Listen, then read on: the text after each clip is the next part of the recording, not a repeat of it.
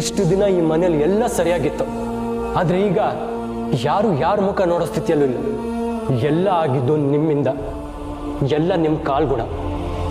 ಇಷ್ಟು ದಿನ ಇದೆಲ್ಲದರಲ್ಲೂ ಡ್ಯಾಡ್ದು ಮಾತ್ರ ತಪ್ಪಿದೆ ಅನ್ಕೊಂಡಿದ್ದೆ. ಆದರೆ ಇವಾಗ ಗೊತ್ತಾಗ್ತಾ ಇದೆ ಇದರಲ್ಲಿ ನೀವು ಇನ್ವಾಲ್ವ್ ಆಗಿದ್ದೀರಾ ಅಂತ. ದಯವಿಟ್ಟು ಈ ಮನೆ ಬಿಟ್ಟು ವಾಪಸ್ ಹೋಗಿ ಪ್ಲೀಸ್. ಅಮ್ಮ ಬಾ ಪುಟ್ಟ. ಯಾಕಮ್ಮ ಒಂಥರ ಇದ್ದೀರಾ? ಹಾಗೇನಿಲ್ವಲ್ಲ ಪುಟ್ಟ. ನೀವೇನೂ ಇಲ್ಲ ಅಂದರೂ ನನಗೆ ಗೊತ್ತಾಗತ್ತೆ ಅಮ್ಮ. ಇವತ್ತು ಪದ್ಮಾ ಆಂಟಿ ಫ್ರೆಂಡ್ಸ್ ಎಲ್ಲ ಬಂದಾಗ ಯಾಕೆ ಹಾಗೆ ಹೇಳಿದ್ರಿ? ಮಾಧವ್ ಸರ್ ಬಂದಾಗಲೂ ನೀವು ಒಂಥರ ಇದ್ರಿ. ಅವರು ಯಾವತ್ತಿನ ಥರ ಇರಲಿಲ್ಲ. ಆ ಮನೇಲಿ ಮಾಧವ್ ಸರ್ ನಾದ್ನಿ ಹೇಗೆ ಅಂತ ನನಗೆ ಗೊತ್ತು. ಅವರಿಂದ ಏನಾದರೂ ಸಮಸ್ಯೆ ಆಯ್ತಾ ನಿಮಗೆ? ಅಯ್ಯೋ ಹಾಗೇನೂ ಇಲ್ಲ ಪುಟ್ಟ. ನೀನು ನನ್ನ ಬಗ್ಗೆ ತಲೆ ಕೆಡಿಸ್ಕೋಬೇಡ. ಹೌದು, ನಿಮ್ಮಪ್ಪ ಹೇಗಿದ್ದಾರೆ?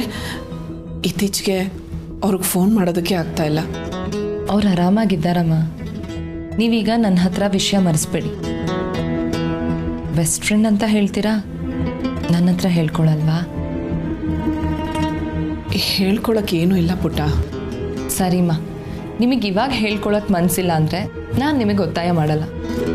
ಆದರೆ ಒಂದು ನೆನಪಲ್ಲಿ ಇಟ್ಕೊಳ್ಳಿ, ನಿಮಗೆ ಯಾವಾಗಲೇ ಏನೇ ಹೇಳ್ಕೋಬೇಕು ಅನ್ಸಿದ್ರು ನಿಮಗೆ ಬೆಸ್ಟ್ ಫ್ರೆಂಡ್ ಇದ್ದಾಳೆ ಅನ್ನೋದನ್ನು ಮರಿಬೇಡಿ. ನಿಮ್ಮ ಜೊತೆ ಯಾವಾಗಲೂ ನಾನಿರ್ತೀನಿ. ಅಮ್ಮ, ಅಪ್ಪನಿಗೆ ಬ್ಯಾಂಕಲ್ಲಿ ಸ್ವಲ್ಪ ಕೆಲಸ ಇದೆಯಂತೆ. ಕೇಶವನ್ ಜೊತೆ ಹೋಗ್ತಿದ್ದಾರೆ. ಬುಕ್ ಸ್ಟೋರಲ್ಲಿ ಯಾರೂ ಇರಲ್ಲ. ನಾನೊಂದು ಸ್ವಲ್ಪ ಹೊತ್ತು ಹೋಗಿ ಬರ್ತೀನಿ. ಸರಿ ಪುಟ್ಟ, ಹುಷಾರು. ಸರಿ ಅಮ್ಮ, ನಾನಿನ್ನು ಬರ್ತೀನಿ. ಪುಟ್ಟ, ನಿನಗೇನು ತೊಂದರೆ ಇಲ್ಲ ಅಂದರೆ ನಾನು ನಿನ್ನ ಜೊತೆ ಬರಲಾ? ಅಯ್ಯೋ, ನೀವು ಬರ್ತೀನಿ ಅನ್ನೋದು ಹೆಚ್ಚ, ನಾನು ಕರ್ಕೊಂಡು ಹೋಗೋದು ಹೆಚ್ಚ? ನೀವು ಯಾವಾಗ ನನ್ನ ಜೊತೆ ಬರ್ತೀನಿ ಅಂದರೂ ನನಗೆ ಖುಷಿನೇ ಅಮ್ಮ. ಬನ್ನಿ.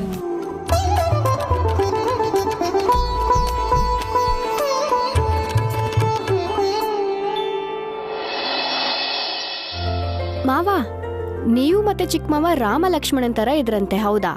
ಪಾಪಮ್ಮ ಯಾವಾಗ್ಲೂ ನಿಮ್ಮಿಬ್ರ ಬಗ್ಗೆ ಹೇಳ್ತಾನೆ ಇರ್ತಾರೆ. ಅವನು ಚೆನ್ನಾಗಿದ್ದಿದ್ದ ಕಾಲನೇ ಕಾಲ. ನಾವು ದಿನಗಟ್ಲೆ ಮಾತಾಡ್ತಾನೆ ಇರ್ತಿದ್ವಿ. ಹೌದಾ? ಅಷ್ಟೊಂದೆಲ್ಲ ಏನ್ ಮಾತಾಡ್ತಿದ್ರಿ ಮಾವ? ಅಯ್ಯೋ, ಈ ಮಹೇಶಂಗೆ ಓದೋದು ಅಂದ್ರೆ ಪ್ರಾಣ. ಸೈಕಾಲಜಿ, ಫಿಲಾಸಫಿ ಅಂತ ಬೇರೆ ಬೇರೆ ಥರ ಪುಸ್ತಕಗಳು ಯಾವಾಗಲೂ ಓದ್ತಾ ಇದ್ದ.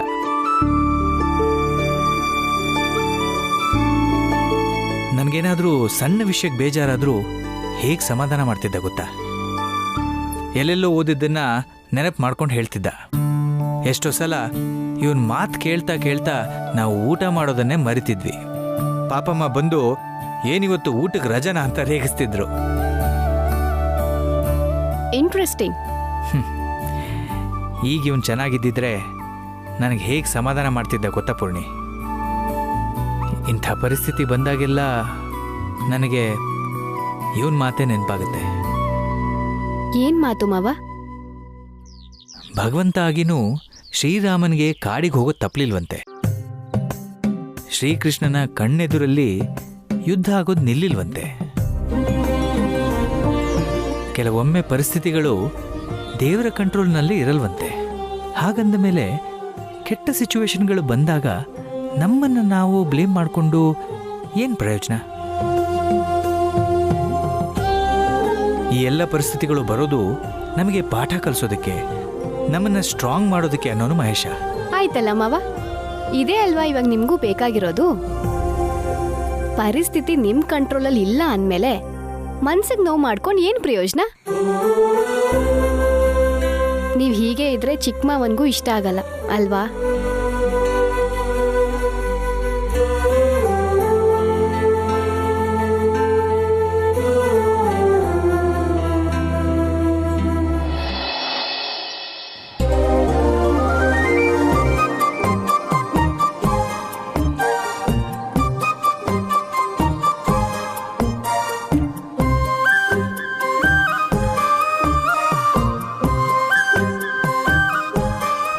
ಬಂದು ಅಮ್ಮ ಸ್ವಲ್ಪ ಹೊತ್ತು ಆರಾಮಾಗಿರ್ತಾರೆ ಅಂದ್ಕೊಂಡ್ರೆ ಇಲ್ಲೂ ಕೆಲಸ ಮಾಡ್ತಿದಾರಲ್ಲ. ಅವ್ರ ಮನಸ್ಸು ಬೇರೆ ಸರಿ ಇಲ್ಲ.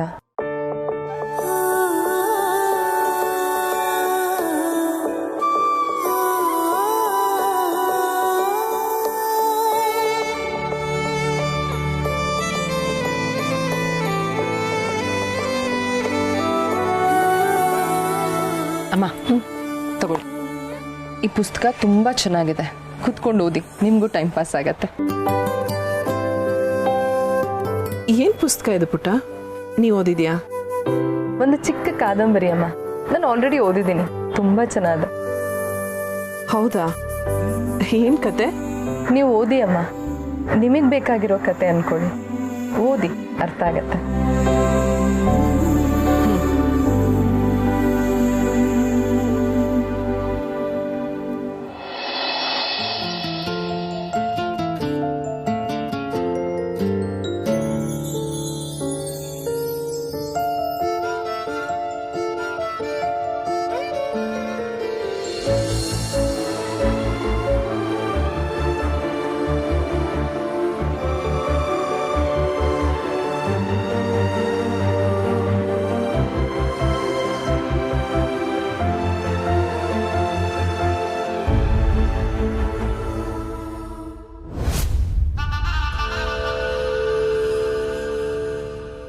ಭಾವ,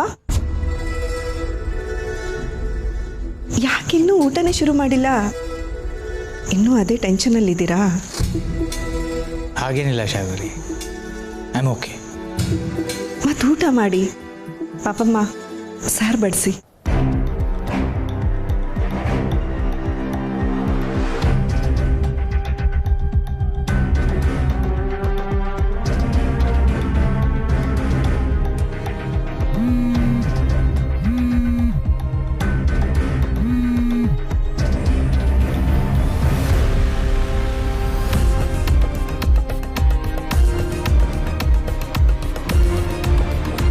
ನಿಧಿ, ಫ್ರೆಂಡ್ಸ್ನ ಮೀಟ್ ಮಾಡಿದ್ಯಾ? ಹಾಂ ಬ್ರೋ, ಲಂಚ್ ಕರ್ಕೊಂಡು ಹೋಗಿದ್ದೆ. Oh good, hope you enjoyed. Yeah obviously.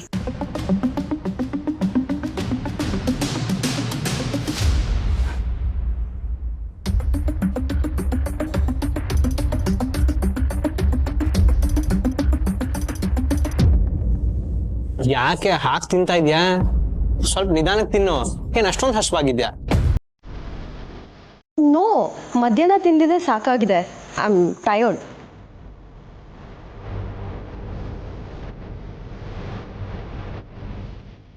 ಯಾಕೆ ನಿಧಿ ಇಷ್ಟು ಬೇಗ ಊಟ ಮುಗಿಸ್ಬಿಟ್ಟೆ? ಬಿಡು ಅವಿ, ಆಚೆ ಏನೇನೋ ತಿಂದ್ರೆ ಹಸುವೆಲ್ಲಾಗುತ್ತೆ.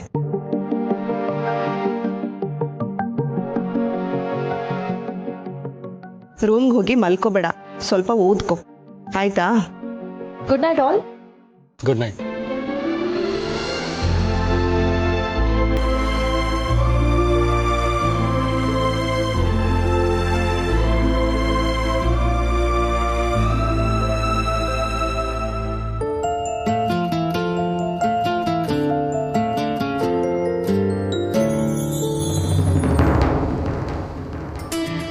ನೀವೇ ಕರೆಯಕ್ಕೆ ಹೋದರೂ ಆ ನಿಮ್ಮ ತುಳಸಿ ವಾಪಸ್ ಬರಲಿಲ್ಲ ಅಂದಮೇಲೆ ಇನ್ಯಾವತ್ತೂ ಅವಳು ಈ ಮನೆಗೆ ವಾಪಸ್ ಬರಲ್ಲ.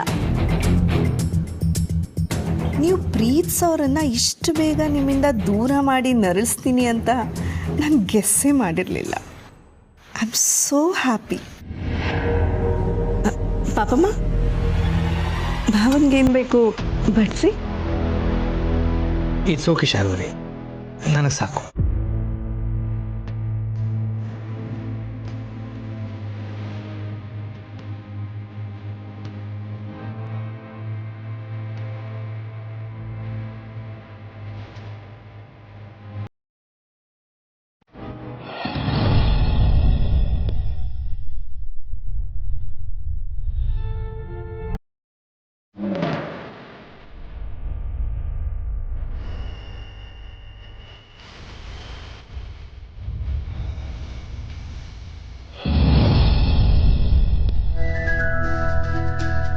ಪುಟ್ಟ, ತಗೋ, ಚೆನ್ನಾಗಿತ್ತು ಪುಸ್ತಕ.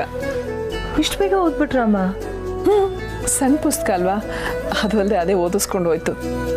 ನೀನು ನನಗೇನು ಕೆಲಸ ಮಾಡೋಕ್ಕೂ ಬಿಡ್ಲಿಲ್ವಲ್ಲ, ಅದಕ್ಕೆ ಒಂದೇ ಸತಿ ಕೂತ್ಕೊಂಡು ಓದ್ಬಿಟ್ಟೆ. ಏನನ್ನಿಸ್ತು? ಹೇಳೋದಕ್ಕೆ ಸ್ವಲ್ಪ ಕಷ್ಟ ಪುಟ್ಟ. ನಾನು ಯಾವತ್ತೂ ಈ ಥರ ಪುಸ್ತಕ ಎಲ್ಲ ಓದಿ ಏನು ಅನ್ನಿಸ್ತು ಅಂತ ಯೋಚನೆ ಮಾಡಿದವಳೆ ಅಲ್ಲ. ಅದು ಅಲ್ಲದೆ ಅನ್ಸಿದ್ದನ್ನ ಅನ್ಸ್ದಾಗ ಹೇಳಕ್ ಬರೋದು ಇಲ್ಲ. ನೀನು ಓದಿದ್ದೀನಿ ಅಂದ್ಯಲ್ಲ, ನಿನ್ಗೇನು ಅನ್ನಿಸ್ತು? ನನಗೆ ಒಂದು ವಯಸ್ಸಿನ ನಂತರ ಪ್ರೀತಿ ಆಗಲ್ಲ ಅನ್ನೋದೆಲ್ಲ ಸುಳ್ಳು. ಪ್ರೀತಿ ಅನ್ನೋದು ಯಾವ ವಯಸ್ಸಲ್ಲಿ ಬೇಕಾದರೂ ಆಗಬಹುದು. ಆದರೆ ಅದನ್ನು ಉಳಿಸ್ಕೊಂಡು ಹೋಗೋದು ತುಂಬ ದೊಡ್ಡ ಜವಾಬ್ದಾರಿ. ನಾನು ಅರ್ಥ ಮಾಡ್ಕೊಂಡಿದ್ದು ಹೀಗೆ. ನಿಮಗೆ ಹೇಗೆ ಅರ್ಥ ಆಯಿತು ಅಂತ ಯೋಚನೆ ಮಾಡಿ ಹೇಳಿ.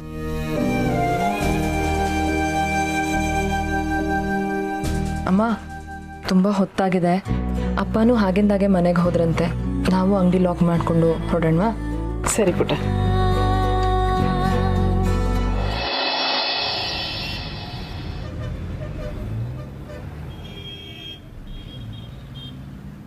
ಪುಟ್ಟ, ಈ ಕಾದಂಬರಿ ಬರೆಯೋದೆಲ್ಲ ನಿಜವಾಗ್ಲೂ ನಡೆಯೋದು ಅನ್ಸುತ್ತಾ? ಹಾಗೇನಿಲ್ಲ, ಕಲ್ಪನೆನೂ ಇರುತ್ತೆ, ಕೆಲವೊಮ್ಮೆ ಸತ್ಯಕಥೆನೂ ಇರುತ್ತೆ. ಯಾಕಮ್ಮ, ಆ ಕಾದಂಬರಿ ಓದಿ ಹೀಗೇನು ಅನ್ನಿಸ್ತು? ಚೆನ್ನಾಗಿದೆ ಅನಿಸ್ತು. ಆದರೆ ಇದೆಲ್ಲ ಬರೀ ಪುಸ್ತಕದಲ್ಲಿ ನಡೆಯೋದು ಮಾತ್ರ ಅನಿಸುತ್ತೆ. ಅದಕ್ಕೆ ಕೇಳಿದ್ದು, ಇದೆಲ್ಲ ಕಲ್ಪನೆನಾ ಅಥವಾ ಸತ್ಯನಾ ಅಂತ. ಯಾಕಮ್ಮ? ಅಲ್ಲ ಪುಟ್ಟ, ಆ ವಯಸ್ಸಲ್ಲಿ ಪ್ರೀತಿ ಆಗೋದೇ ಸರಿನಾ ತಪ್ಪ ಅಂತ ಆಶ್ಚರ್ಯ ಆಗತ್ತೆ ನನಗೆ. ಅಷ್ಟಕ್ಕೂ ಪ್ರೀತಿ ಆಗೋದಕ್ಕೆ ಸಾಧ್ಯನಾ ಅಂತ ಅನುಮಾನ ಆಗತ್ತೆ. ಅಂಥದ್ರಲ್ಲಿ ಅವರಿಬ್ರು ದೂರ ಆಗ್ಬೇಕು ಅಂತ ಅನ್ಕೊಂಡವರು ಮತ್ತೆ ಒಟ್ಟಿಗೆ ಇರೋ ಹಾಗಾಗತ್ತಲ್ಲ, ಅದನ್ನ ಹೇಗೆ ಸಾಧ್ಯ ಅಂತ. ಯಾಕೆ ಸಾಧ್ಯ ಇಲ್ಲ ಹೇಳಿ? ದೂರ ಆಗೋಕೆ 100 ಕಾರಣ ಇರಬಹುದು, ಆದರೆ ಹತ್ರ ಆಗೋಕೆ 1000 ಕಾರಣ ಇರುತ್ತೆ ಅಂತ ಅನ್ಕೊಂಡ್ರೆ ನಾವು ಯಾರನ್ನೂ ದೂರ ಮಾಡಲ್ಲ ಅಲ್ವಮ್ಮ?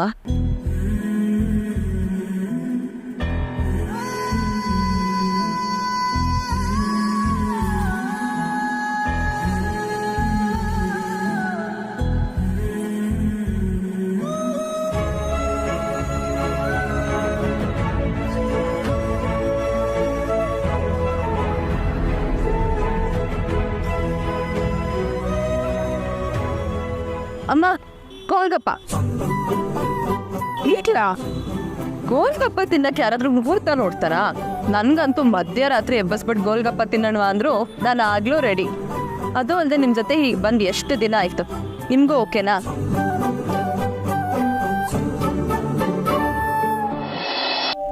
ಎರಡು ಪ್ಲೇಟ್ ಕೊಡಿ.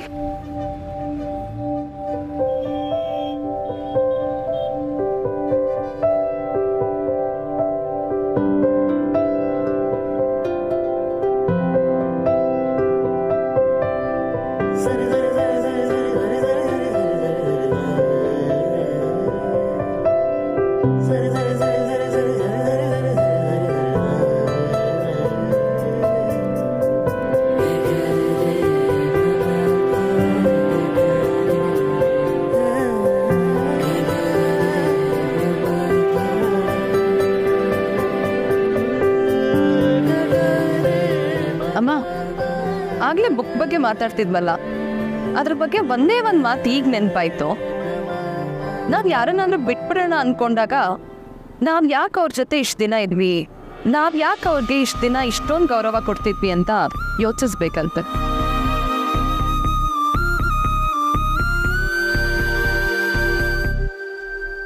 ಯಾಕಮ್ಮ ಹಾಗೆ ನೋಡ್ತಾ ಇದ್ದೀರಾ?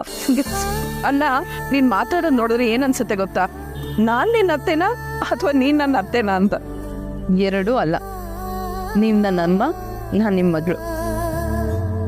ಅಮ್ಮ, ನೀವು ನಕ್ಕಿದ್ರೆ ಎಷ್ಟು ಚೆನ್ನಾಗಿ ಕಾಣಿಸ್ತೀರ ಗೊತ್ತಾ? ನೀವು ಯಾವಾಗಲೂ ಹೀಗೆ ನಗ್ನಗ್ತಾ ಇರಬೇಕು.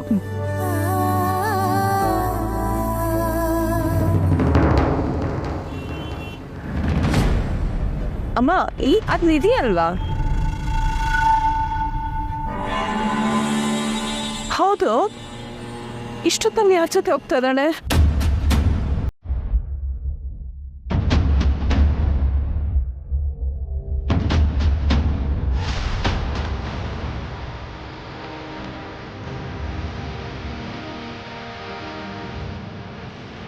ಯಾರನ್ನ ಅವನು?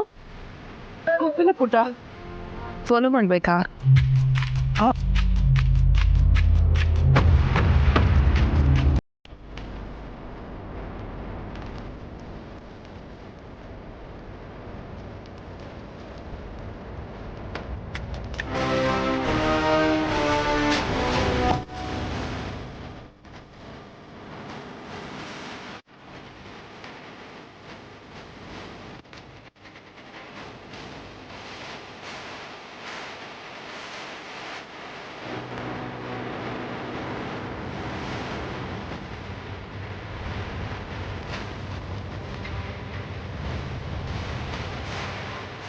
ಅಣ್ಣ ಸ್ವಲ್ಪ ಬೇಗ ಹೋಗಿ ಅಣ್ಣ, ಆ ಬೈಕ್ನ ಫಾಲೋ ಮಾಡಬೇಕು, ಇಲ್ಲಾಂದ್ರೆ ಮಿಸ್ ಆಗ್ಬಿಡ್ತಾರೆ. ಮೇಡಮ್ ಅದು ಬುಲೆಟ್ ಆಟೋದಲ್ಲಿ ಅಷ್ಟು ಫಾಸ್ಟಾಗಿ ಹೋಗೋದಾಗಲ್ಲ.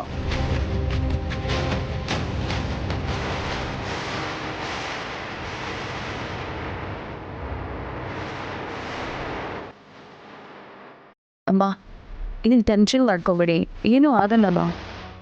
ಅಲ್ಲ ಪುಟ್ಟ, ಶಾರ್ವರಿ ಅವ್ರಿಗೆ ಮಗಳ ಮೇಲೆ ತುಂಬ ಪ್ರೀತಿ ಇದೆ. ಅವ್ರು ನಿಧಿನ ಇಷ್ಟೊತ್ತಲ್ಲೇನೋ ಒಬ್ಬಳೇ ಹೋಗೋದಕ್ಕೆ ಬಿಡೋದಿಲ್ಲ.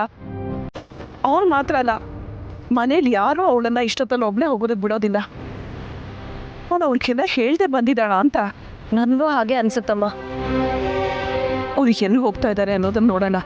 ನಿಧಿಗೇನು ಅಪಾಯ ಆಗದಿದ್ರೆ ಸಾಕು.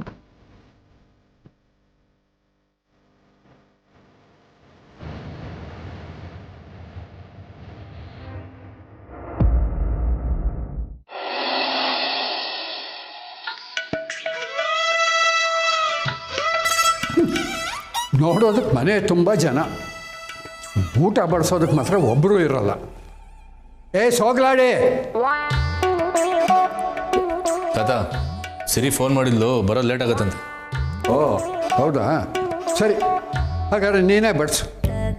ನಾನಾ? ಹಾಂ ನೀನೇ. ಅಲ್ಲ ಕಣೋ, ಜನ ಯಾರೂ ಇಲ್ಲ ಅಂದಾಗ ಈ ಥರ ಸಣ್ಣ ಪುಟ್ಟ ಕೆಲಸಗಳೆಲ್ಲ ಮಾಡೋದು ಕಲಿಬೇಕು. ಸರಿ ಆಯ್ತು, ಹೋಗಿ ತಗೊಬನ್ನಿ, ಬಡಿಸ್ತೀನಿ.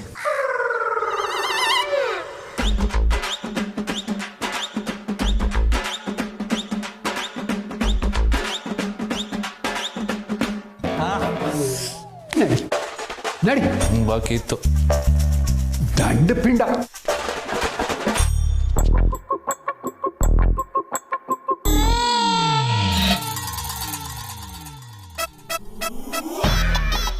ದಂಡಪಿಂಡ, ನಿನಗೆ ಊಟಕ್ಕೆ ರೆಡಿ ಮಾಡು ಅಂತ ಹೇಳಿದ್ದು, ಫ್ಯಾಷನ್ ಶೋಗೆ ರೆಡಿ ಆಗು ಅಂತಲ್ಲ.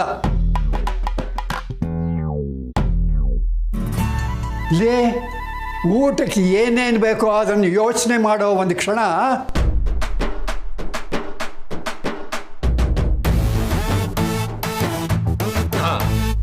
ಊಟ ಮಾಡಕ್ ಬೇಕಾಗಿರೋದು ಫಸ್ಟು ತಟ್ಟೆ. ಹೊಡೆದು ಬಿಡ್ತಲ್ಲಪ್ಪ ಅಂತೂ ನಿನ್ನ ಬುದ್ಧಿಗೆ.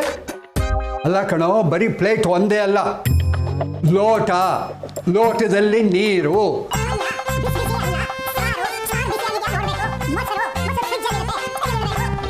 ಇಷ್ಟೆಲ್ಲ ಮಾಡ್ಬೇಕಾ? ಗಂಟೆ ಹೊಡೆದಾಗೆ ಬಂದು ಗದಕ್ ಬಿಡ್ತೀಯಲ್ಲ, ನಿನಗೆ ಹಾಗೆ ಗೊತ್ತಾಗಬೇಕು. ಇಷ್ಟೆಲ್ಲ ಮಾಡಬೇಕು. ಆಯ್ತು, ಇಡ್ತೀನಿ.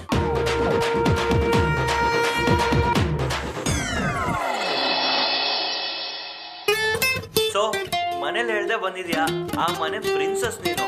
ನಿಂಗೆ ಇಷ್ಟೆಲ್ಲ ಡೇರಿಂಗ್ ಇದೆ ಅಂತ ನಂಗೆ ಗೊತ್ತೇ ಇರಲಿಲ್ಲ. ಸೋ ಗ್ರೇಟ್ ಯಾ, ನಾನು ಆ ಮನೆ ಪ್ರಿನ್ಸೆಸ್ಸೇ. ಆದರೆ ಈ ತರುಣ್ ಗರ್ಲ್ ಫ್ರೆಂಡ್ ಅನ್ನೋದು ನಿಜಾನೇ ಅಲ್ವಾ? ಆ್ಯಂಡ್ ಮನೇಲಿ ತುಂಬ ಬೋರ್ ಆಗ್ತಿತ್ತು ಇವನು. ನೀನು ತುಂಬ ದಿವಸದಿಂದ ಆಚೆ ನೈಟ್ ಔಟ್ಗೆ ಹೋಗೋಣ ಅಂತ ಹೇಳ್ತಿದ್ದೆ, ಸೊ ಬಂದ್ಬಿಟ್ಟೆ. ಟ್ರಸ್ಟ್ ಮೀ, ಇವತ್ತು ನಾವು ಹೋಗ್ತಿರೋ ಜಾಗ ತುಂಬ ಸಖತ್ತಾಗಿದೆ. You will enjoy it and also you won't regret it.